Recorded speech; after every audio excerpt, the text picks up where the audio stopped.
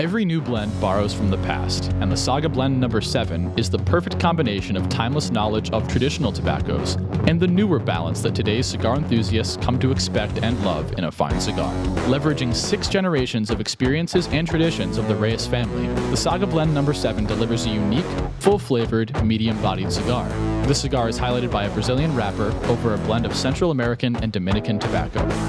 Available in 3 sizes at an affordable price, the Saga Blend No. 7 is sure to please and bring together past and present. Rocky Patel Premium Cigars. The era of elegance continues as they celebrate 20 years of creating iconic cigars, delivering nothing short of magnificent.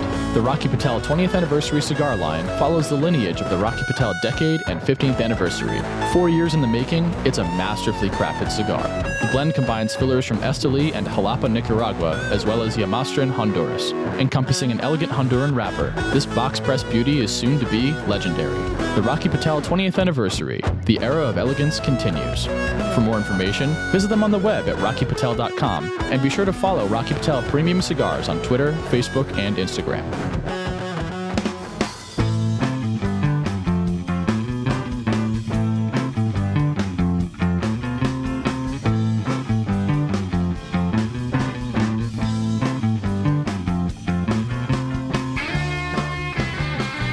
When we review or report on something, we don't want there to be any guesswork. We believe the information must be accurate, and it has to be reliable. For what we review, the goal is hopefully to educate our audience, and at the same time, an equally important goal is in turn to get educated ourselves. What we want to do is earn the trust of our audience, and to do that, we ensure what we report is accurate, rumor-free, and teaser-free.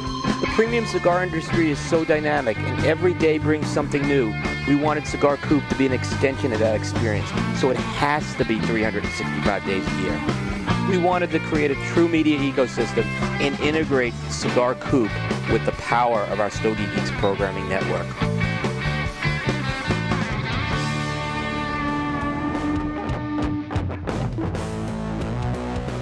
Welcome back to the Stogie Geeks Show. Will Cooper here in Studio C in North Carolina. We're joined by Aaron Loomis out in California, a special guest host.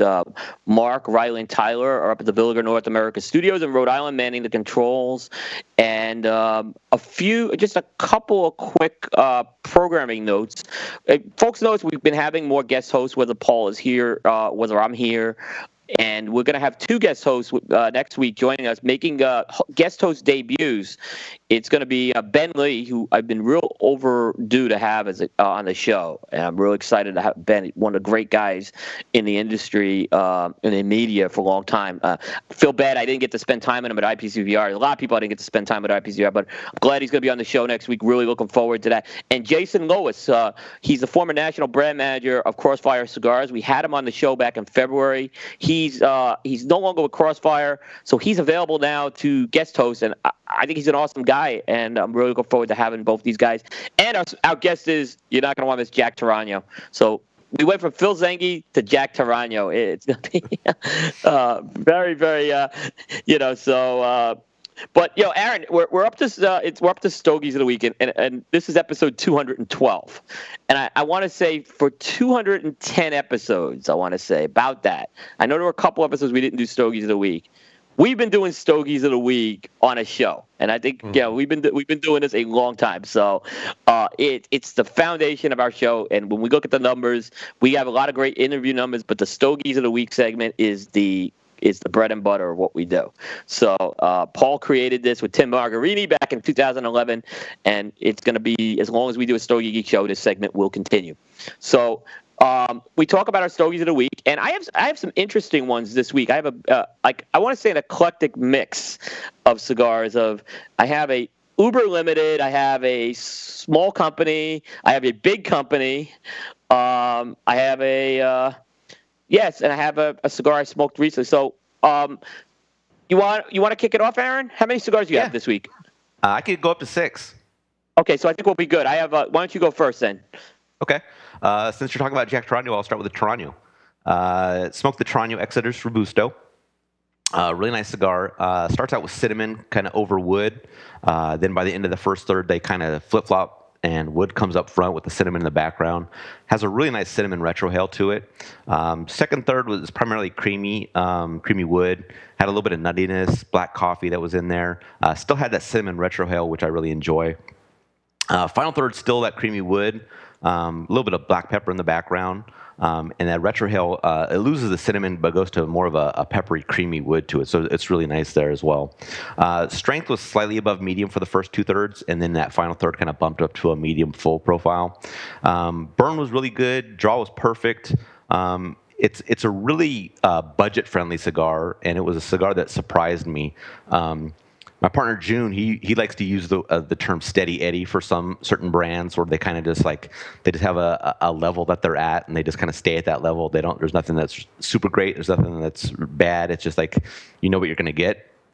And he kind of likened that to Torano, but this is a cigar that really kind of jumped out at me. And it was a really good reintroduction to the Torano portfolio, and it was one that I really enjoyed. And then using the Stogie Geeks rating system, I would definitely consider this a box buy. Oh wow, that's a really good one. I smoked the Exodus after the trade show. I did like it, and I haven't reviewed it, like gone to a formal review. I have smoked the Vault cigars in the green and the purple, and you talk about steady Eddie. This is Torano. They tend to go for cigars, I'd say medium to medium full, and in the under $10 price point. So that's what they've tended, and it seems like General's continued with that trend. I don't think they've tried to they may have done some and we could talk. I know the Vault stuff's been controversial. Jack's even addressed that, but I love what they did on the Exodus. I mean, I think they kind of really did something great with that packaging. But I think General has not tried to change what a Torano cigar has been. Mm-hmm. So I would agree with you on that as well. Yeah, at $6.99. I mean, that's budget friendly, and if somebody really likes that profile, it could really be a daily smoke for them. Oh, I agree. I agree. So yeah, well, I know Jack's going to talk a lot about the Exodus next week, so it'll be pretty good to hear more about that story. I smoked. So for folks we actually did get the George Padron interview in for last week. Stace Berkland and I did that interview in Charlotte. It's recorded, it's edited, it will air January 2nd. So we were very fortunate. George was it's an interesting interview, especially how it goes at the beginning, and I'm not going to give too much away about that right now, but it's a good interview. But I smoked a lot of Padrones this week, but I'm only going to talk about one of them. It's kind of one that is one of those uber limiteds. It's the Padron number 89. Have you heard of the Padron number 89? Yes. Okay, this is the Maduro. So this was a one-time release, at least for now, that we know of, that went to Smoke Inn back in January. So they got 200 boxes of a natural and a Maduro blend in this rounded Corona Gorda. I've reviewed Paul's reviewed both of the natural Maduro. I reviewed the natural. I went back and smoked the Maduro this week.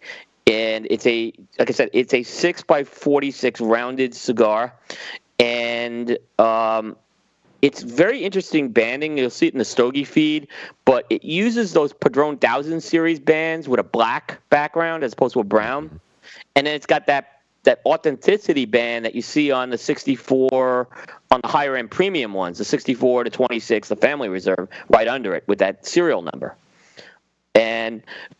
Paul and I, we talk a lot about Padron in terms of natural versus Maduro. I mean, it's a debate we always have on the show. Right. I think this one we're both in agreement that the Maduro really shined in the cigar.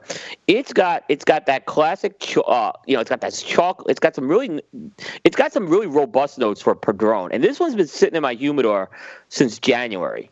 And the folks that don't know why they called it the 89 was because they had a 90th birthday party for George Padron at Smoke Inn, but Jose Padron. Jose Orlando Padron, not George Padron.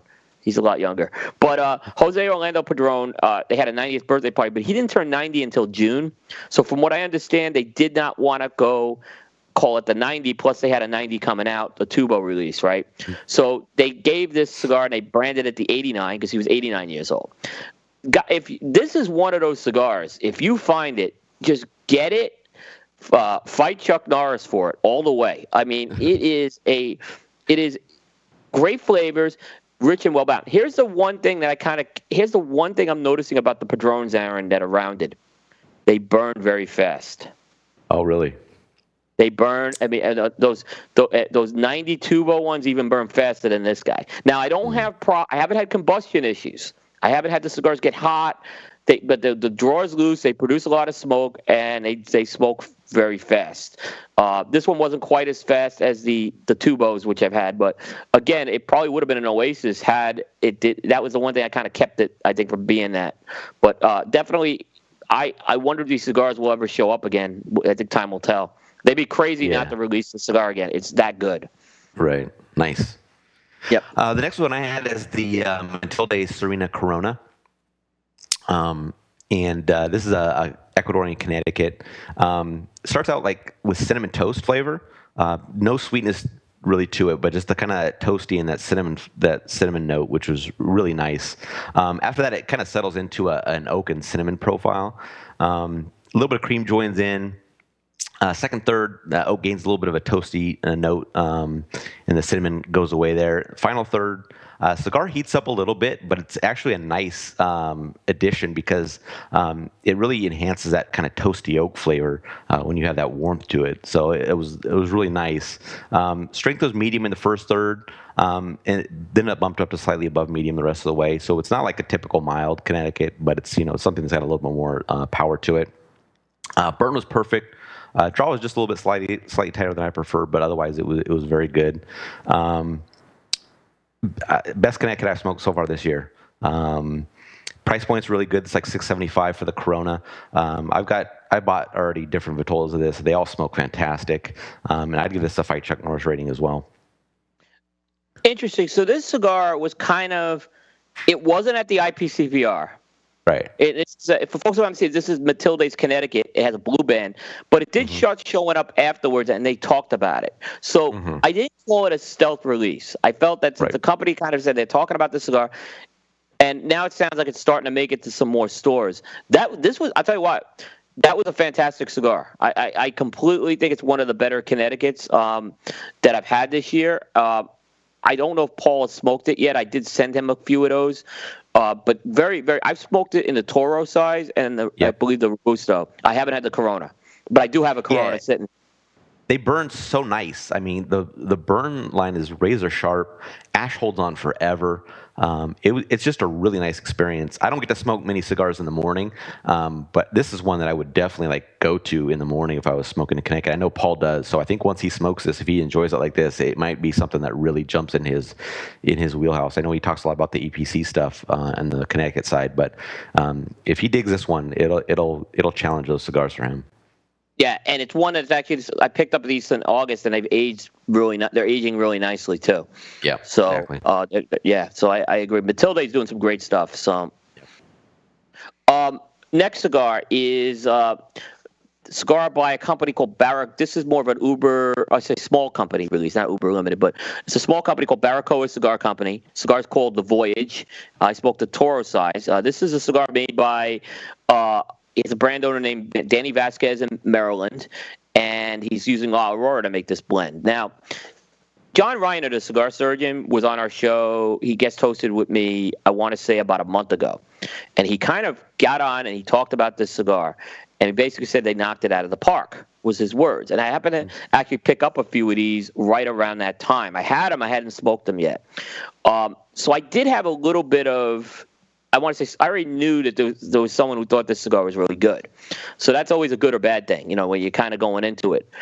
I started smoking these the day after Thanksgiving. I was in New Jersey. I'm staying at this hotel. My wife and kids went out to Statue of Liberty. I had no desire to go. So I stayed at the hotel and smoked, and I lit these up. And I got to tell you, John Reiner is right. Danny knocked us out of the park. He got a hell of a blend from La Aurora. It is a 2011 Dominican Corojo wrapper, Ecuadorian binder, Nicaraguan and Dominican filler. I smoked the Toro size, the 5.5 by 54. John made a good point, and I kind of kept going. It's not a cigar that's going to be an overly complex cigar. So I think it's got some nuances, but it's not going to do radical changes. But it's going to have some great Corojo, and I think you got to like Dominican Corojo to like this cigar. And I've always had hit or miss with Dominican Corojo.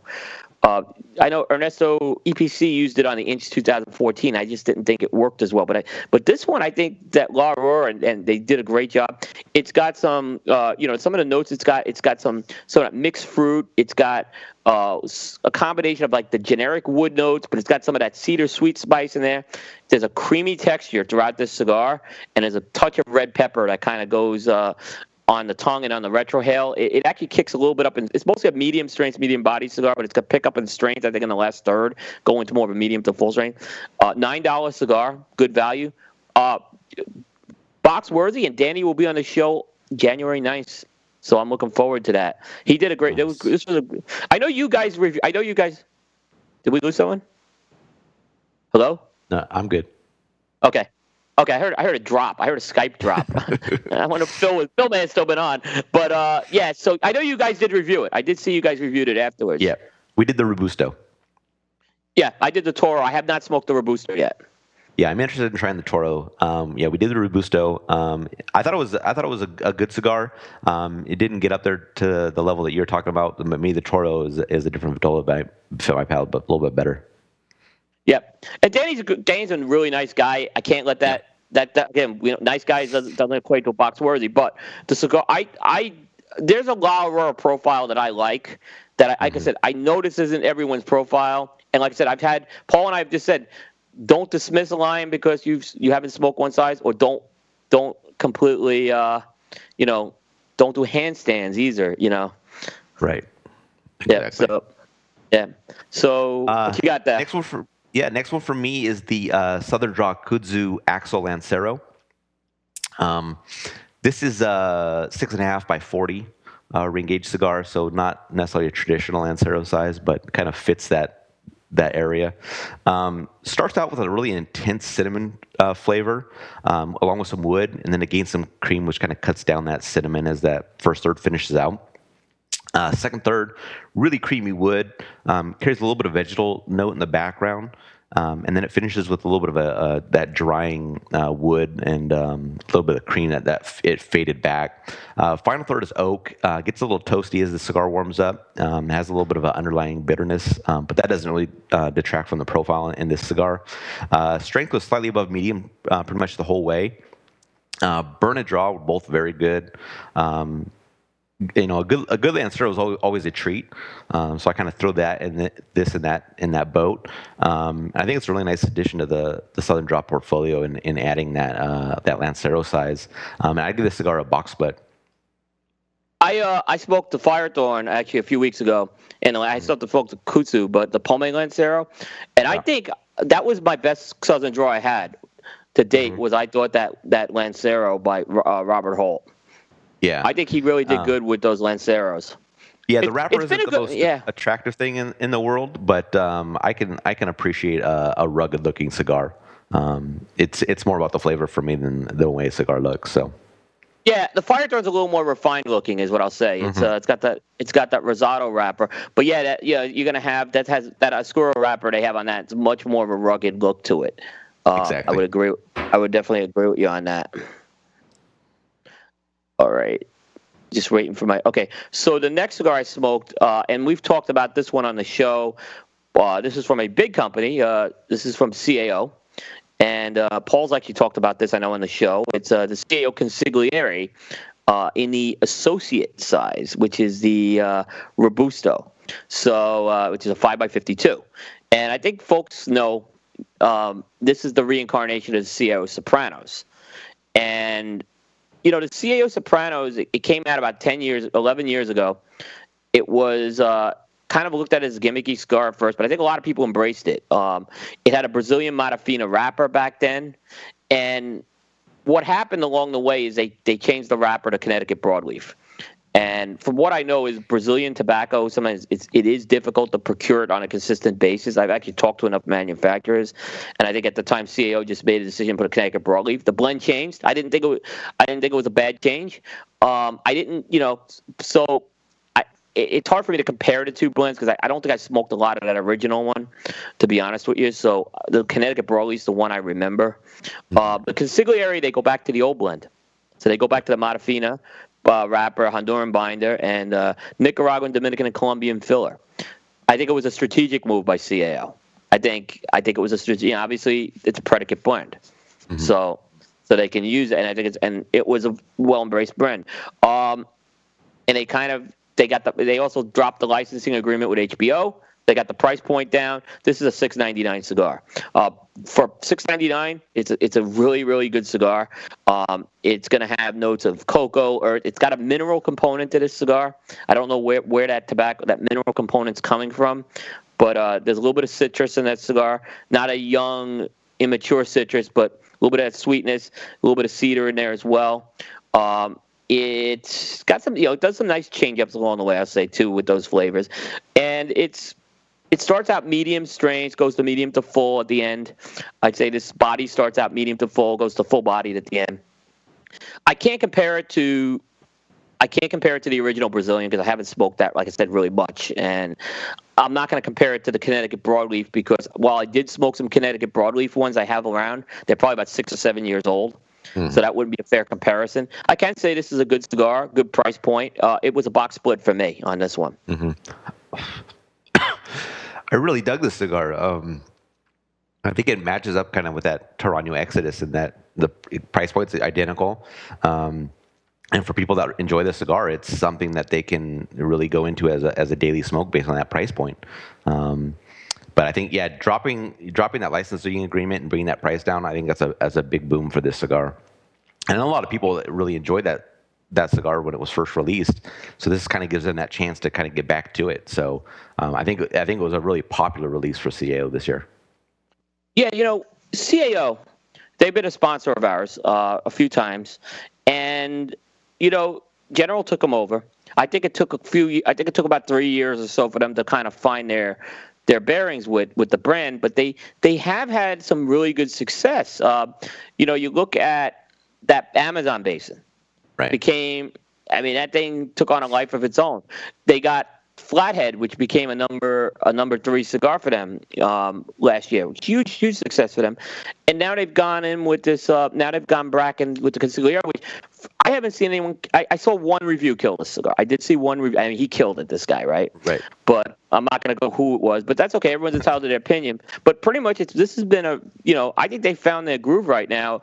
And if you notice, I've gotten to know Ed McKenna. I don't want to say I know him personally, but I know him enough. I know Rick Rodriguez. I don't want to say I know him personally, but I know him enough. I think these guys are really committed to the brand and the legacy of the brand. So I think you're seeing that now start to kind of come to fruition with them. Yep, definitely agreed.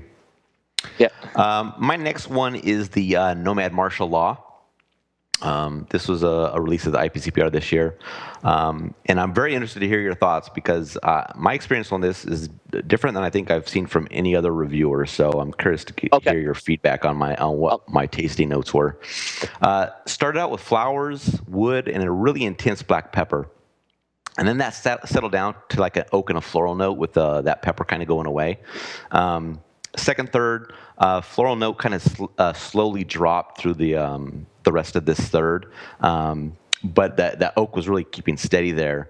And then final third, that floral note kind of moved out, and that oak is where the profile was at. A little bit of bitterness joined in, and then it kind of ramped up the bitterness as the cigar was finishing. Strength was like slightly below medium in that first third, and then it kind of finished slightly above medium, so just a slow increase. The burn was fairly wavy for me, and I had to do a relight at one point, but the draw was very good. That floral note was really interesting to me, and like I said, I went back, I checked a bunch of reviews, I checked your review. I don't think I saw that a floral note really mentioned by anybody, so I don't know if I just have a very different palate for this cigar, or it was just something that was really off for me. But even June didn't have that similar experience. But I thought it was a box split cigar, and I enjoy a floral note, so it's not something that detracted from the profile for me. So did you get any kind of floral note when you were smoking this cigar? No, in fact, I just went and looked at my review again because I didn't remember that. I did not get the floral note from that cigar at all. Yeah. I like this cigar a lot. I will say that. I had it a little higher in strength. I thought it went to medium to full with that cigar. Mm-hmm. I thought it was I thought also from I thought it had more spice, this cigar. Mm. Yeah, Especially that's what June's experience was. I just didn't get that. It started really mellow for me with that floral note, and it was, after I looked at other reviews, I was like, I don't know why I'm so far off, but maybe it's just how it hit my palate. I'm actually gonna reach out to Fred and chat with him about it just to see if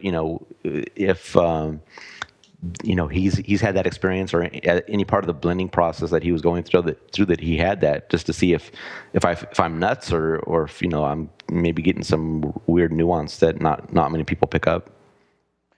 Yeah, no, I'm kind of, again, it could be what Dave Burke says of Cigar Jukebox. It could be me, not you, or something like, Right. Exactly.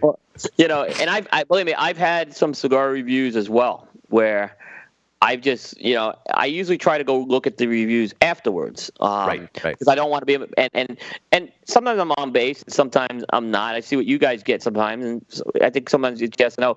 I didn't get that. I can say I thought this was one of Fred's best regular production lines that he's done. He's working with James Brown's factory. I was real impressed with this cigar. Yeah. Yeah, I enjoyed it. I don't think I've ever had a cigar that had that floral note and that intense black pepper kind of at the same time. So it was just a really unique experience that I had. Now, I have some new ones I've recently acquired. I'll have to check those and see that. But yeah, I have to definitely check it. But yeah, I do agree with the pepper on that cigar. There was some spice on that cigar, which was very So it was definitely different. And Fred was telling us he basically started with the Lot 8613 as a starting point, and he basically tried to create something stronger and bolder. Right. Yeah. No. So. All right. Next cigar. This is by Caldwell. It is the King is Dead Toro. And this cigar was actually a line extension that came out at the IPCPR trade show.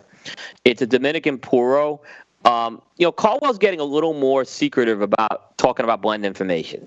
He's definitely changing. But so he previously he said this cigar has a Dominican Negrito wrapper, Dominican Negrito wrapper, a Dominican Corojo binder, and a combination of Negrito, Corojo, and HVA for the filler.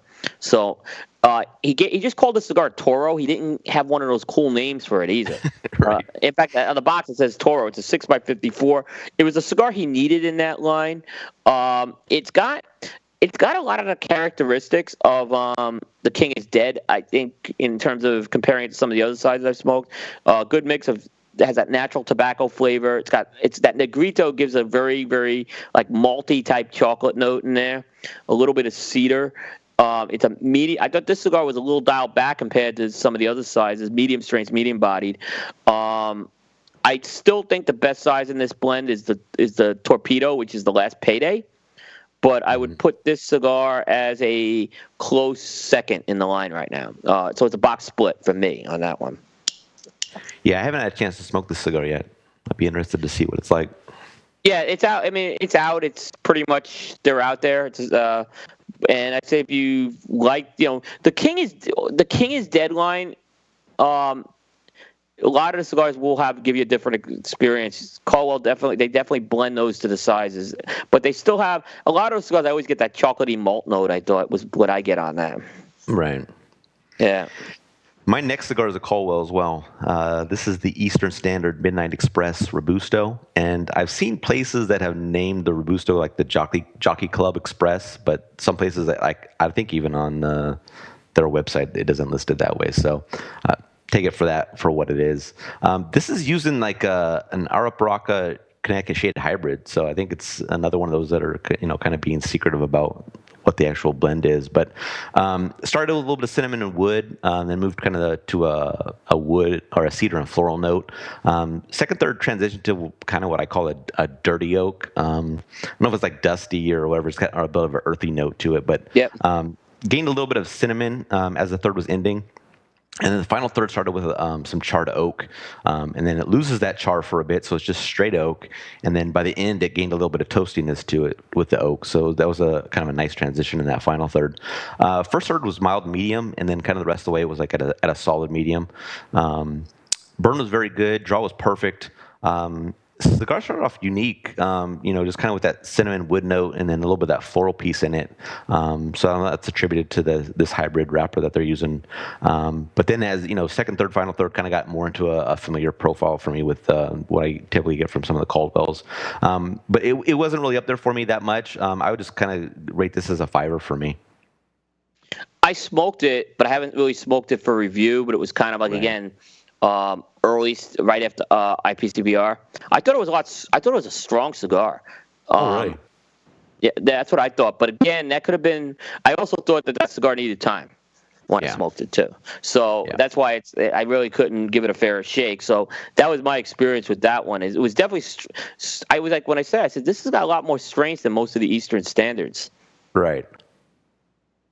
Yeah. Definitely a darker wrapper on this one. Yep.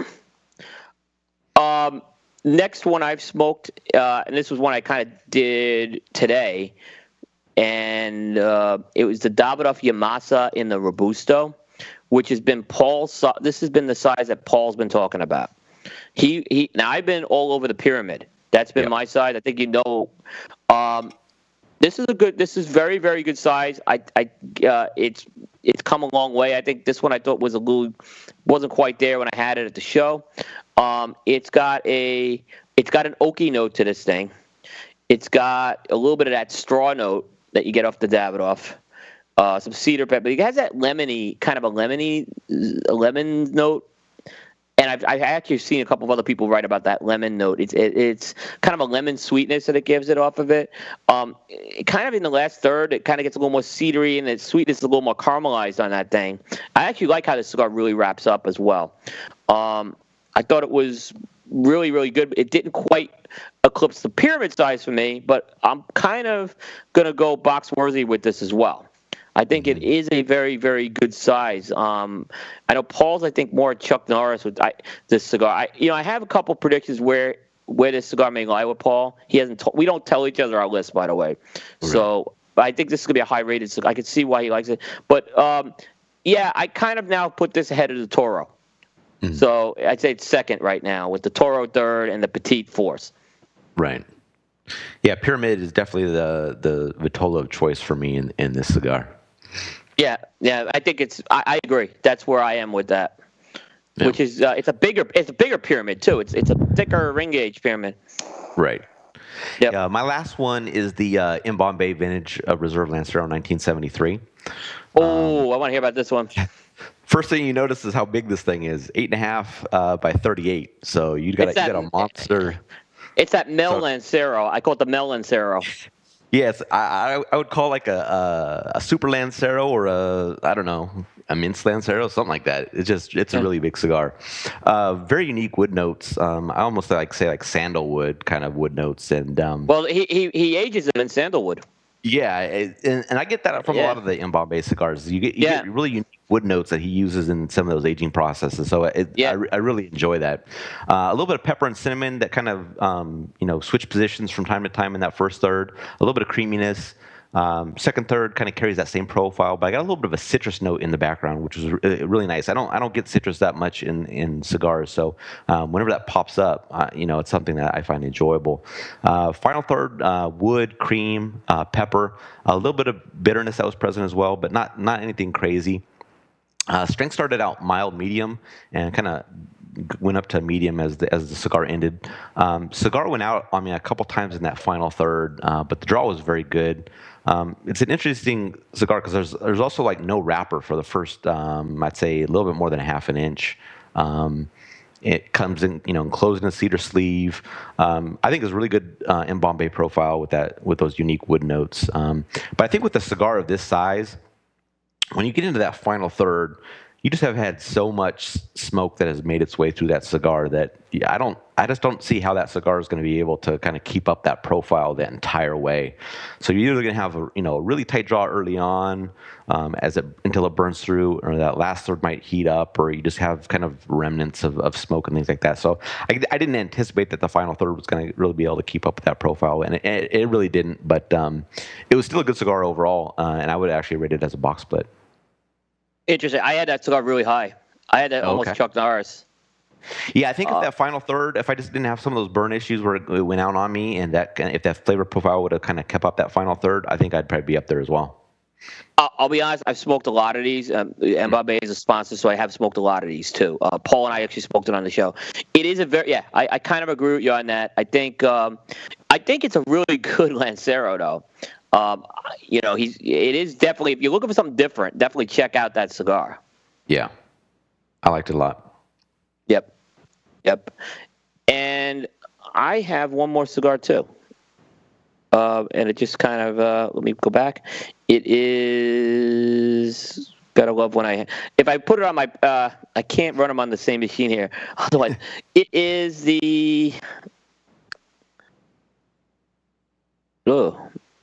I apologize. Rocky Patel Special Edition Toro.